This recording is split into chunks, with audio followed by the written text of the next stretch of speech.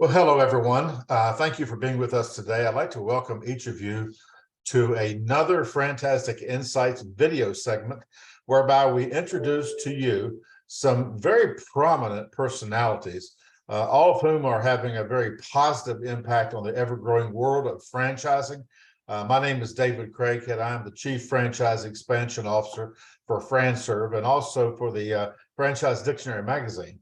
And today I'll be your host for this week's FranTastic InSights video segment. FranServe is recognized as the world's largest franchise consulting and expansion organization. We have a very simple mission, and that is we change people's lives in a very positive way through franchise ownership. We do that through a network of incredible franchise brands in 39 different industry categories. Our growth initiatives are supported by a growing portfolio of franchise consultants, now totaling over 700, all of whom are dedicated to helping their clients explore franchise opportunities, which are deemed to be a perfect match for their individual search criteria. And today I'd like to introduce to you Mr. Tifton Coleman. He's representing the brand Office Pride, a brand that many of you are probably very familiar with. They are headquartered in Palm Harbor, Florida.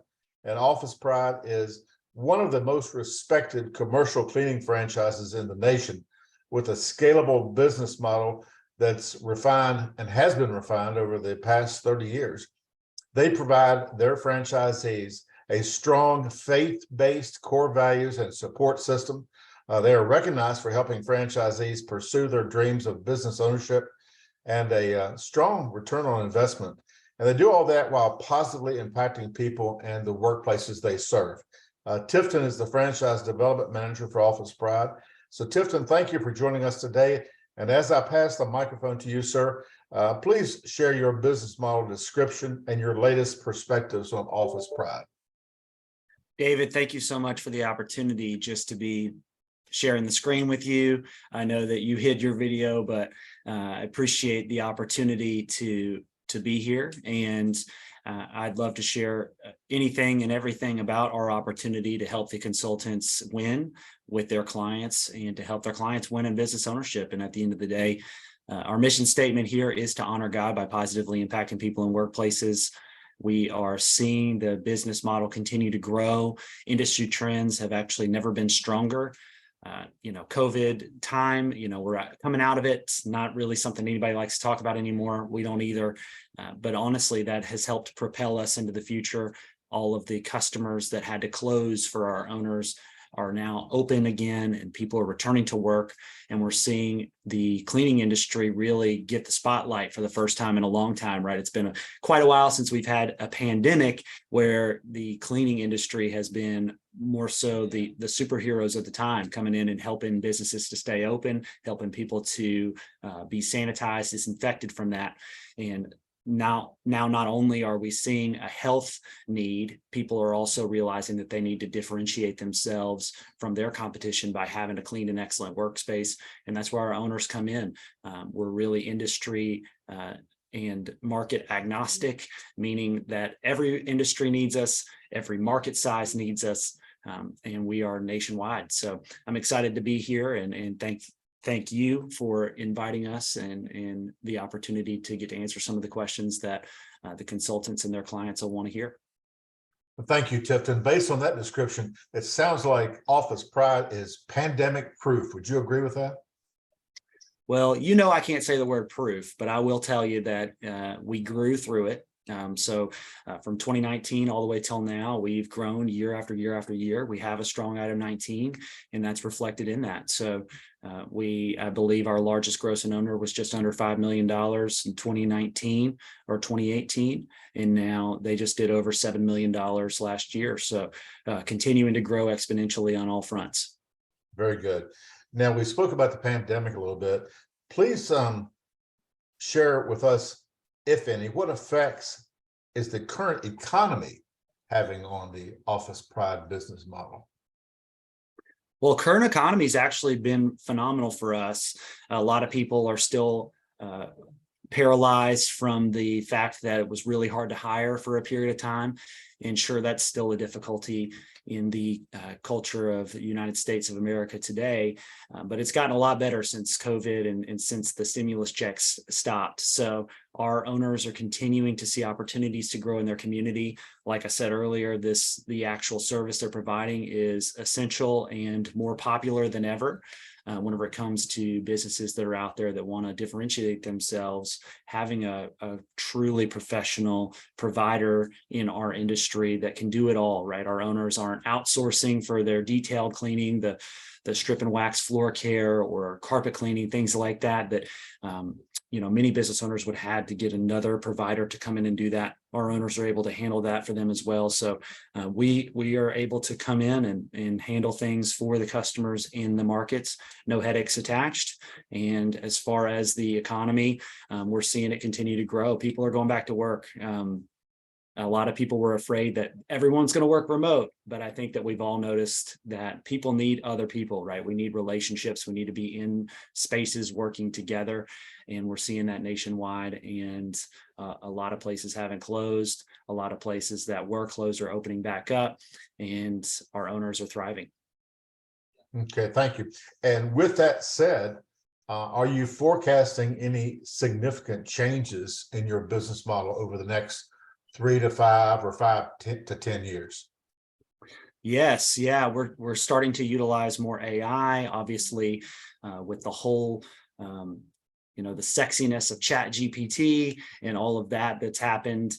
There's been a lot more technology that we've been able to provide to our owners to help them to scale and grow, from being able to just get data, being able to see the businesses in their local markets that are looking for a change of provider or a new cleaning service. We're able to get our owners' faces in front of those business owners quicker, more efficiently.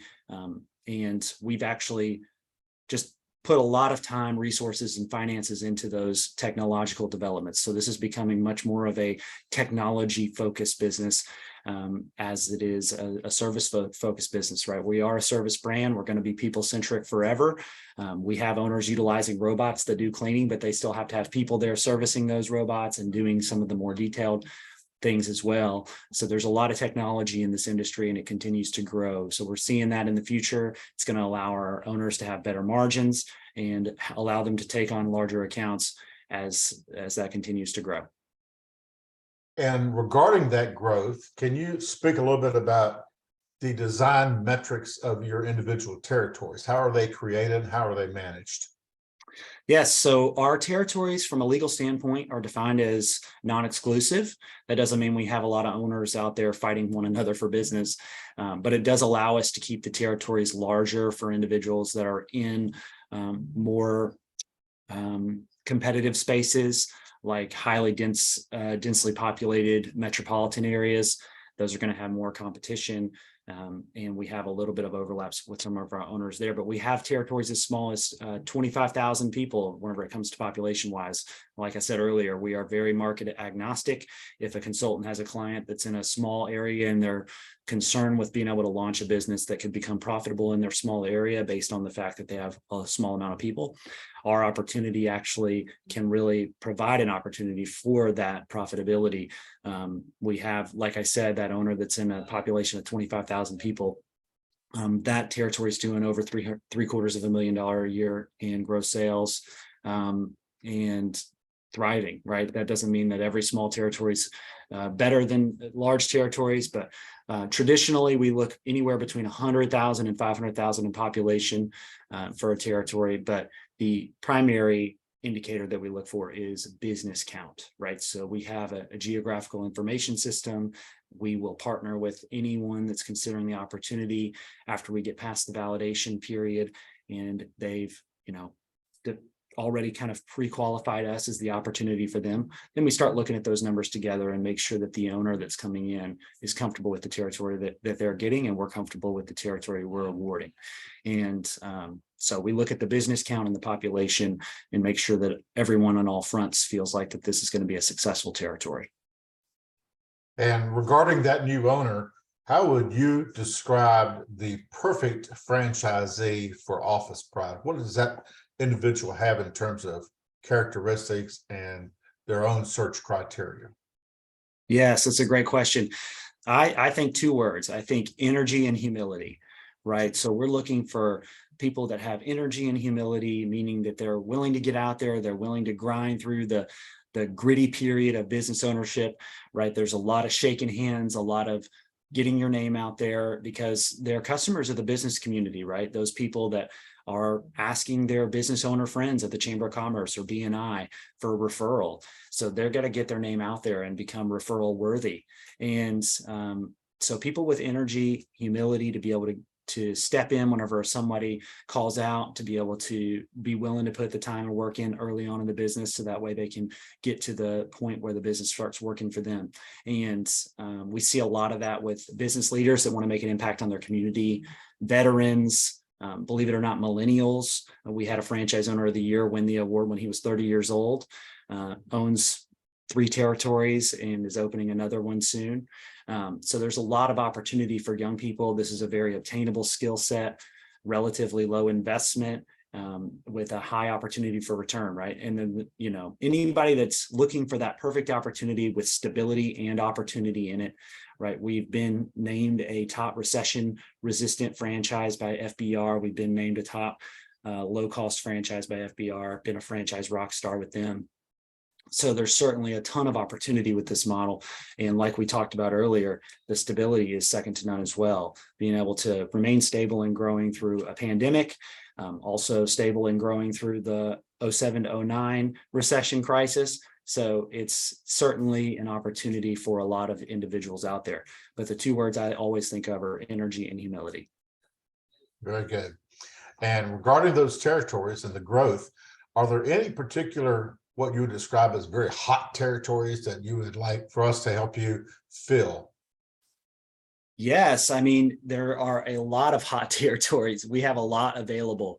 So we have just over 150 territories taken up, and we anticipate there's over 500 available in the US at a minimum for our model. So anybody that you speak with that's in a smaller market, traditionally their options become a little more limited based on the fact that they need X amount of population. We've seen that our owners in the smaller markets really thrive. Our highest grossing owner is in a market of less than 300,000 people. So it's not large market dependent. I'd say areas where we don't have anyone in the States yet are also big, right? So South Carolina would be one, Arizona is another.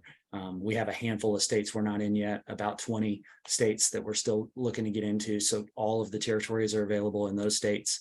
And really, we don't have any, well, we have about 3 to 5 truly closed territories because of our non-exclusive model. Even if somebody is in the Houston market, we have 3 owners around Houston.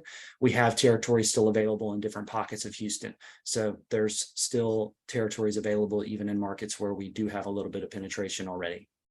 Okay, very good. I'm glad I asked that question. Now, what is the typical ramp up time for one of your new franchisees from the date of their signing of the franchise agreement to ribbon cutting? How long does that normally take? Wow. So that's actually pretty short, believe it or not. So our standard operating procedure is that an award be in place at 3 weeks prior to training. And then after training week, which is 1 week here in our Tampa Bay office, which we're actually having training week right now as I speak, where we actually have a FranServe consultants client in training right now, among a few other clients of other brands out there. And we are able to launch them after their training week. So there's no real estate build out. This can be started from their home. The equipment and things of that nature that they'll need to get started up are easily ordered from our preferred vendors. So they're able to launch the second they leave training, and their coach has already been working with them before they even got here to try to get some appointments lined up. So that way they can get those first accounts of theirs, as soon as possible, right after training week. And after training week has been completed, what additional training or support can the new franchisee expect from Office Pride going forward? Yeah, that's another great question, David. Our owners get 2 in-market training visits as well. So we don't just train them here and expect them to learn it all. We actually send a certified trainer out to them. This is part of their agreement with us. It's not an additional cost to them. We send that trainer out on the first occasion to do sales and business development with them, meaning that that trainer will actually go on 5 to 10 appointments with them, with prospective clients, in an attempt to raise the percentage chances of them landing a few of those accounts and really kickstarting their business. So that first visit is all around that sales and development. And then the second visit is between them and their coach. All of our owners have business coaching for life. So there's always coaching, and that coaching actually grows as they grow. They are assigned to peer groups, vision groups. They have opportunities to continue to work together and find ways to get past the what looks like obstacles, but really they're opportunities for growth in their markets. So if that second in-market visit needs to be more sales and development because that's a weakness for the owner, then it can be sales and development. If it needs to be more around operations, team building, and your organizational structure, it can be around that as well. We're going to spend 2 separate visits with them in their market at a minimum, though. Very good. Very good. And if there's one takeaway from this interview today that you would like our viewers to know about Office Pride, what would that be? I'd say we really genuinely care about people. At the end of the day, that's why we all work here. We all really do want to make a positive impact on people's lives. And if you have a client or candidate that you're not sure if this is an opportunity for them, but it possibly could be, or if you think it's a perfect opportunity for them, at the end of the day, just know that we're here with a mutually aligned vision. We want your client to be in the right opportunity for them. At the end of the day, it doesn't benefit us to have somebody that doesn't really believe that this is the perfect opportunity for them, because those people don't end up being successful owners in the long term. So we are very journey focused. We are focused on helping clients, candidates get into the perfect opportunity for them. So at the end of the day, we're not here to strong arm or sell anybody. Our goal is to help people get connected to the best opportunity out there. We believe ours is one of the best opportunities out there, but it's not the best for everybody, and we understand that. So just continuing to see FranServe consultants and their clients be referred our way. We always believe that's an honor, and we're excited for the opportunity to get to speak to any of them. Very good. Well, Tifton, thank you very much. And I turned my camera back on because I want to show the viewing audience something that I really recommend. This is a book, and it was written by Todd Hopkins, who is the chief. Well, let me just see what his proper title is. He describes himself as the chief visionary officer of Office Pride. He's also the founder of the company. And the name of the book is Stop Using the B Word. And the B word in this case refers to the word busy. And for those of you in business, or those of you just in life general, this is a really good read. It's only about 100 pages long. You can read it in one setting, but if you're interested in the Office Pride concept, this will give you a really good feel for the principles and the belief that Office Pride has in all of their people and in the general population. I mean, it's just a really good, heartfelt, faith-based book, and I would encourage everyone to read this. You can pick it up on Amazon, and again, it's called Stop Using the B Word. And Tifton, I'm sure you've read this more than once, right? Yes, sir. We've gotten not just the reading, but we've got the man walking around here making sure that we're staying productive. Very good. Sometimes the days get full, but they don't get busy. We're productive. All right. Well, Tifton, I want to thank you for the privilege of your time today. This entire interview, both audio and video, will be posted on the FranServe support site. It'll be archived in our library. It'll be made available to all of our consultants around the country and also throughout Canada. It'll also be uploaded to Instagram, to YouTube, to Facebook, and also to LinkedIn. So it's not just going internally to our people, it's going out to the world as well. So Tifton, nice job, sir. Thank you very much. I appreciate you being available to us today, and well done with all my pesky questions that I threw at you. You did a great job. So thank you, Tifton. Take care now, Thanks, sir. David. Yes, Bye-bye. sir. Have a good one. You too. Bye-bye.